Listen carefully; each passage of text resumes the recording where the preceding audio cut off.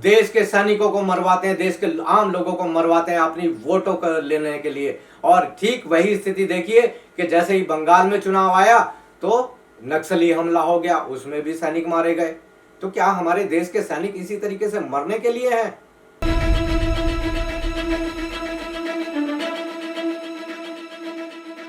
1969 में एक नॉवल छपा था, उसका नाम था गॉडफादर, मारियो पुजो का लिखा हुआ। यह नावल 1945 से लेकर 1955 तक के बीच में जो इटली और अमेरिका के बीच में जो अपराध जगत पनप रहा था, ये उसके बारे में है। इसमें एक परिवार होता है, वह परिवार यानी कार्लोन परिवार अपनी सत्ता को कायम रखने के लिए किस तरीके से जजों को, पुलिस के लोगों को, नेताओं को, प्रेस के लोगों को और समाज के उन सभी लोगों को जो समाज में प्रभाव डाल सकते हैं, किस तरीके से छल से, बल से, पैसों के दम पर उनको प्रलोभन देकर अपने पक्ष में उसने कर लिया था। और ये सब करने के बाद में उसने अपराध का एक बहुत बड़ा एम्पायर, बहुत बड़ा साम्राज्य अमेरिका में स्थापित कर लिया था।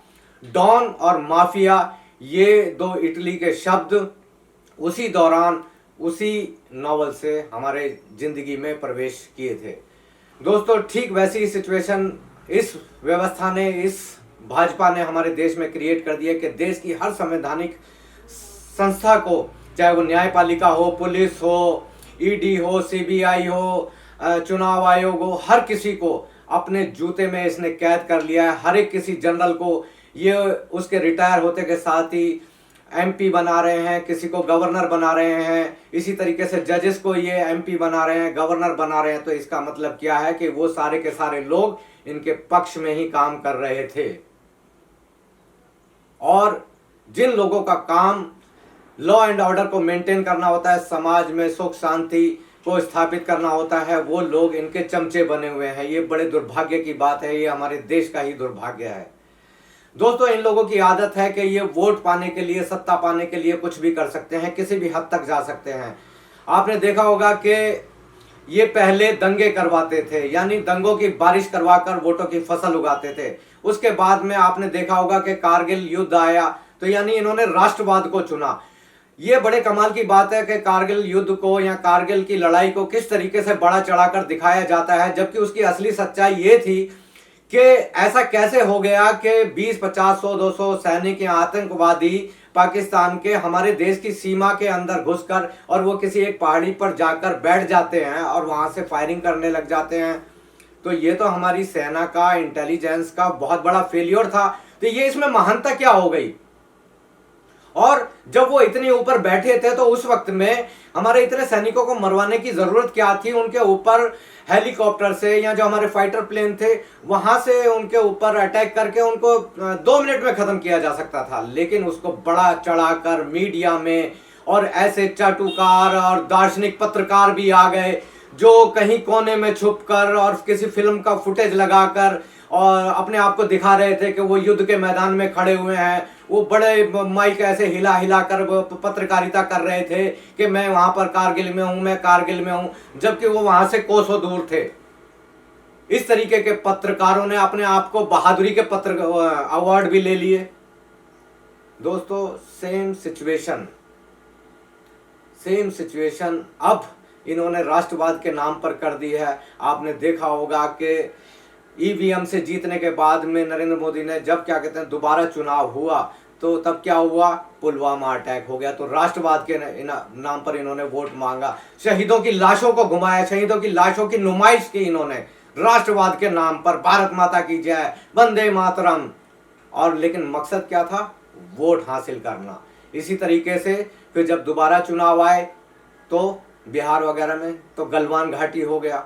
तो अपने आप को बहादुर कहने वाला अपने आप को कहता है कि मैं घर में घुसकर बदला लेता हूं, मैं घर में घुसकर मारता हूं।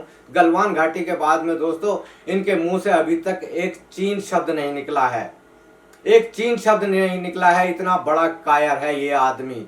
देश के सैनिकों को मरवाते हैं, देश के आम लोगों को मरवाते हैं अपनी वोटों को लेने के लिए। और ठीक वही स्थिति देखिए कि जैसे ही बंगाल में चुनाव आया तो नक्सली हमला हो गया, उसमें भी सैनिक मारे गए। तो क्या हमारे देश के सैनिक इसी तरीके से मरने के लिए हैं?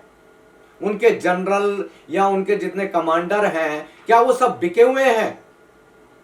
दोस्तों ये आपको सोचना है। अब ये तीसरी बात और देखिए कि वैसे तो ये बोलते हैं कि पाकिस्तान हमारा इतना बड़ा दुश्मन है, हम पाकिस्तान का ये कर देंगे वो कर देंगे। तो भाई अभी आप देखिए कि जो काम आज तक नहीं हुआ वो काम ये करने जा रहे हैं पाकिस्तान के साथ में कि एक जॉइंट मिलिट्री एक्सरसाइज ये करने जा रहे हैं, संयुक्त सैन्य अभ्यास कर रहे हैं जो मित्रों के साथ में किया जाता है। अब आप देख लीजिए, एक तरफ सैनिकों को मरवाते हैं, सीमा पर सैनिक मर रहे हैं, और एक तरफ ये संयुक्त सैन्य अभ्यास कर रहे हैं। किस लिए कर रहे हैं भाई? हमारे देश के सैनिक क्या इसी तरीके से मरने के लिए, तुम्हारे वोट मांगने के लिए है, तुम्हारे वोट पैदा करने की मशीन है हमारे देश के जवान या हमारा आम आदमी? जो लोग हमारे देश के सैनिकों को मारते हैं, जो लोग हमारे आत्मसम्मान पे ठेस पहुंचाते हैं, जो लोग हमारे देश में घुसकर आतंकवाद फैलाते हैं, ये उनके साथ में संयुक्त सैन्य अभ्यास कर रहे हैं, उनके साथ में पॉलिटिकल रिश्ते बना रहे हैं। इससे बड़ा पाखंडी और धूर्त आदमी कौन होगा? आप देख रहे हैं किस तरीके से वेस्ट बंगाल में सभी संवैधानिक संस्थाएं किस ढंग से काम कर रही हैं। और ये हमारे देश का सबसे बड़ा दुर्भाग्य है। ये लोग, इनको सिर्फ सत्ता चाहिए, ना इनको देश चाहिए, ना इनको लोग चाहिए, इनको कुछ भी नहीं चाहिए, इनको सिर्फ सत्ता चाहिए। ये अपनी सत्ता काबिज करने के बाद में अपना एक अजीब से तरीके का आतंक इस देश में पैदा करके रखना चाहते हैं। आज वहां बंगाल में कोरोना नहीं फैल रहा है, जहां जहां चुनाव हो रहे हैं वहां कोरोना नहीं फैल रहा है, कुंभ में नहीं फैल रहा है, लेकिन से आपके बच्चों को स्कूल नहीं जाने देंगे, वहां कोरोना फैल रहा है। आपको खाने कमाने नहीं देंगे, वहां कोरोना फैल रहा है। आपके उद्योग धंधे सब कुछ बंद हो गए, नौकरियां चली गई, बेरोजगार हो गए, पूरा देश बर्बाद हो गया। लेकिन इनको किसी बात से कोई मतलब नहीं है। क्यों? कि इनका पेट भर रहा है, इनका मकसद पूरा हो रहा है, इनके पूंजीपति मित्रों के पेट भर रहे हैं, बस इन्हें और क्या चाहिए। दोस्तों एक सबसे बड़ी अजीब सी बात मैं आपको बताता हूं कि जिस वक्त में गलवान घाटी में हमारे सैनिक मारे गए थे, शहीद हुए थे, ठीक उसी वक्त में इस आदमी ने बैंक ऑफ चाइना से $100 बिलियन का लोन लिया था। कहते थे कि हम चाइना से संबंध बिगाड़ देंगे। इनकी बहादुरी देखो, इन्होंने 49 ऐप डिलीट करवाए थे।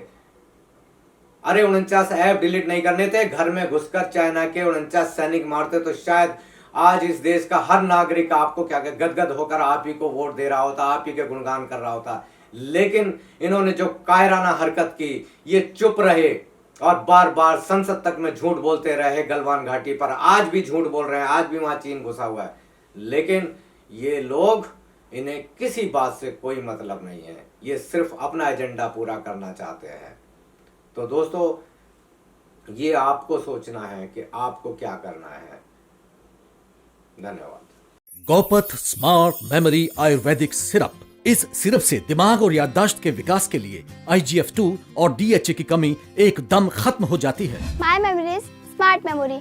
I am a smart girl. Are you?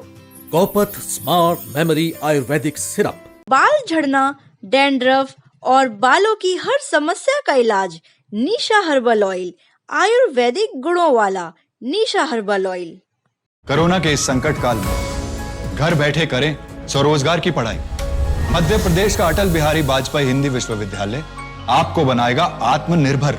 प्राथमिक चिकित्सा विशेषज्ञ डिप्लोमा करें और पाएं नौकरी या शुरू करें अपने खुद का फर्स्ट एड सेंटर।